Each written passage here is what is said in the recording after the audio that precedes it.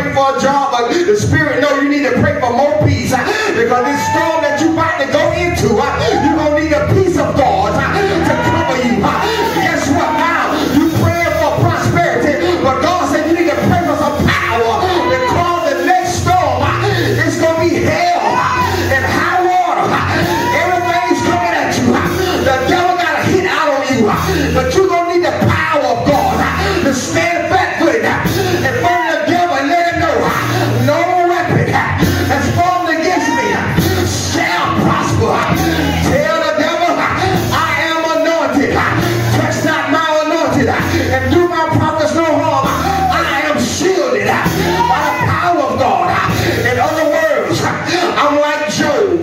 I'm hedged in. I got a hedge of protection around about me. Guess what brought the hedge? Prayer did it. Prayer did it. I got the shield of faith.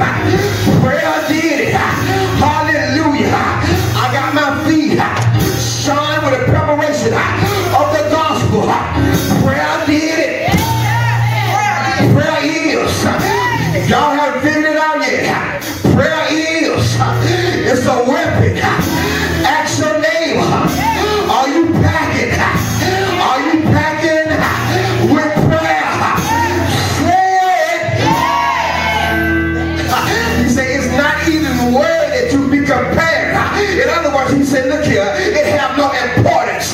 Whatever I'm going through right now is just small to me, because I'm getting to a place where I can get his glory on me. Is there anybody here know after this the glory is coming? After this, I found somebody and say, after this girl, after this man, the glory is coming. Oh yes. Oh yes.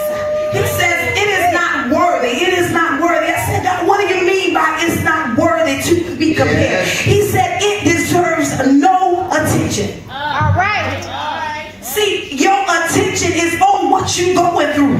But God says, for what I'm about to do in your future, what you're currently going through, it deserves no attention. He says, you talking about it, you Facebooking about it, you tweeting about it, you Instagram about it, but he says it is not worthy. He says, don't even give it attention. He says, I don't even want you to waste your energy on it. I don't even want you to waste your effort on it. I know they talking about you, but don't give it no attention. I know your husband telling you he acting up and acting crazy in the house. I know he cussing you out. I know he treating you like a dirty dog, but he said don't give it no attention. He said I don't even want you to waste no energy on it, because the things that you're currently going through, he says it needs no effort. I don't want you to waste your effort on it, because I'm about to blow your mind. Because I told you about your past. I told you that you're going through some stuff right now. But God says it's not worthy.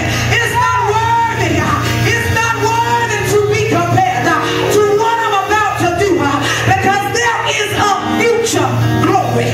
Somebody shout future glory.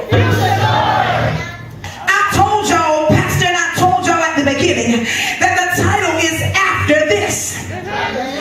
You know there's always sequels. You know, my Kayla reads books, and they'll have book 1 and big book 2 and book 3, make you keep buying the books. Well, God says in your past that was part 1. Your present is part 2. But every time there's another sequel, it gets better and better. God says now turn the page. It's now time for part 3. It's time for part 3. It's time for part 3. And the glory is about to show up on the scene. The glory is about to show up on the scene.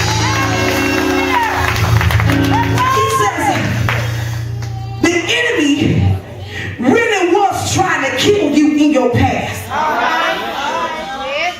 He really hired a hitman with all that hell you was going through, because he was trying to kill you. And when that one didn't work, he says, I'm going to hire a hitman for your present.